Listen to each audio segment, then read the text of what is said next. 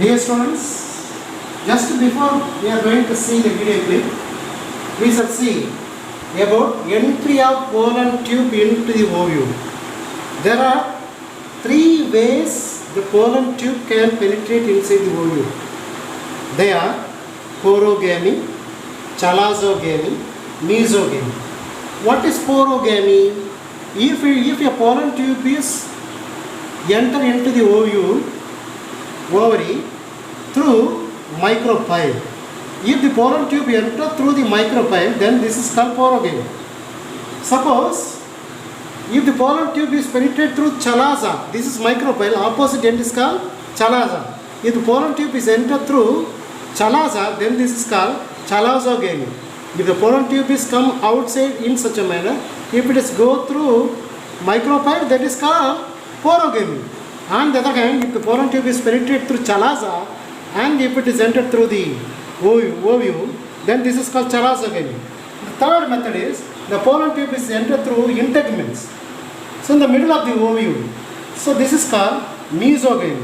So there are three different types of entry of pollen tube into the ovule. They are porogamy, chalazogamy, mesogamy. It is very important. 5 mark question. Actually 3 mark question.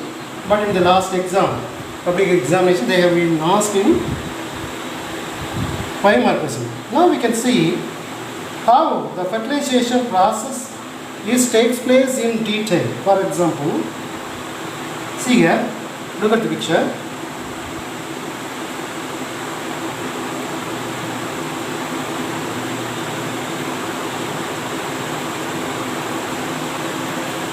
So this is pollen grain. This is ovule. Already we know that this pollen grain is a male gametophyte. Ovule is a female gametophyte. How the fertilization or triple fusion or double fertilization takes place. This is 2 mark and 3 mark questions. Most important 3 mark question. See here. This intine which is producing a pollen tube, then which is having vegetative tube nucleus and generative cell. The generative cell divided into 2 male gametes. Now the 2 male gametes is get ready. So this is ovule. This ovule is having embryo sac. This is integument. It is having egg and synergids, polar nuclei and antipodals. Now one of the male gamete is fused with egg. So this is one male gamete. This is an egg. Both are haploid. Combined together, zygote will be formed. It is diploid, which is producing embryo. The other male gamete, it is haploid, which is fused with the secondary nucleus. It is diploid. This is diploid, this is haploid, joined together triploid. So triploid primary endosperm nucleus will be formed. Then this primary endosperm nucleus producing endosperm. This endosperm will become food material or nutritive tissue for the developing embryo. So the embryo get food from this endosperm. That's all about double fertilization. So this is first fertilization. This is second fertilization. So this is double fertilization. This double fertilization is unique nature in angiosperm and also triple fusion. Triple fusion means here two nucleus. This is one nucleus joined together. 3 nucleus combined together to form triploid triple fusion. That's all about double fertilization and triple fusion. Thank you. Pollination is commonly defined as the process of pollen transfer from anther to stigma of a flower. Pollen grains are formed in the pollen sac, which are completely enclosed by multi-layered anther pollen. Therefore, the first obvious requisite for pollination is the opening of anther sac to release the pollen grains, anther dehiscence. Depending on the source of pollen, pollination can be divided into 2 types. 1. Self-pollination, autogamy. 2. Cross-pollination, allogamy. Self-pollination, autogamy. Transfer of pollen grains from the anthers to the stigma of the same flower is called as self-pollination. Cross-pollination, allogamy.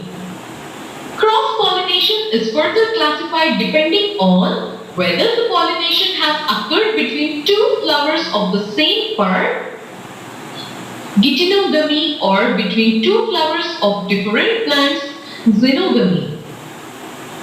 From a geneticist's point of view, geitonogamy is similar to self-pollination because all the flowers of a plant are normally genetically identical. Cross-pollination makes sense only when two different plants, either of the same species or different species, are involved in this process.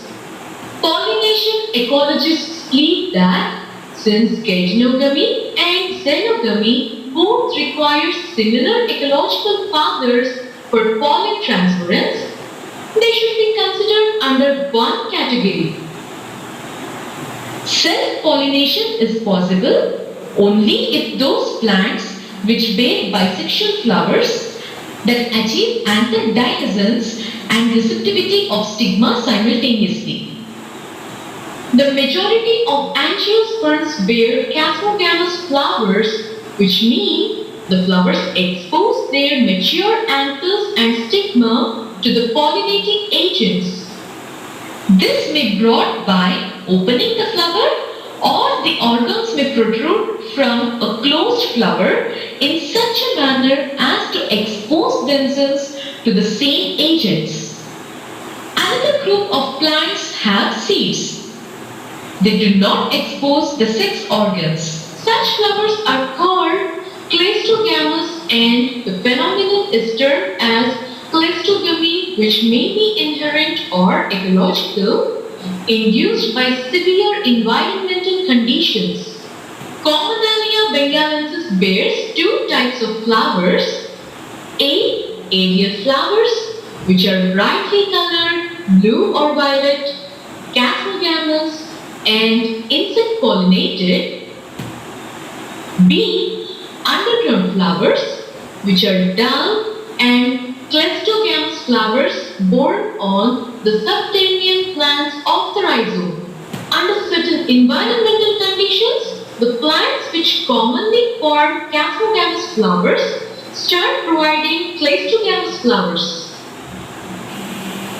Inside the ovary, it consists of ovules, and each ovule has an egg cell which is a female gamete.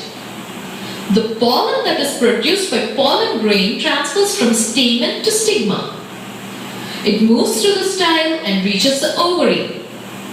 The male germ cell or male gamete produced by pollen grain fuses with the female gamete that is present in the ovule. This is called as fertilization. Double fertilization. S.G. Navashin, 1898, was the first to show that both the sperms released by a pollen tube are involved in fertilization. They fertilize two different components of the embryo sac. The phenomenon is unique to angiosperms and is called double fertilization. The nucleus of one of the sperms fuses with the egg nucleus, thus completing syngamy. This results in the formation of a diploid cell, the zygote. The other male gamete moves towards the two polar nuclei located in the central cell and fuses with them to produce triploid endosperm nucleus. As this involves the fusion of three haploid nuclei, it is termed as triple fusion. Since two types of fusion, syngamy and triple fusion, takes place in an embryo sac, the phenomenon is termed double fertilization, an event unique to flowering plants. The central cell after triple fusion becomes the primary endosperm cell, PEC, develops into endosperm, while the zygote develops into an embryo.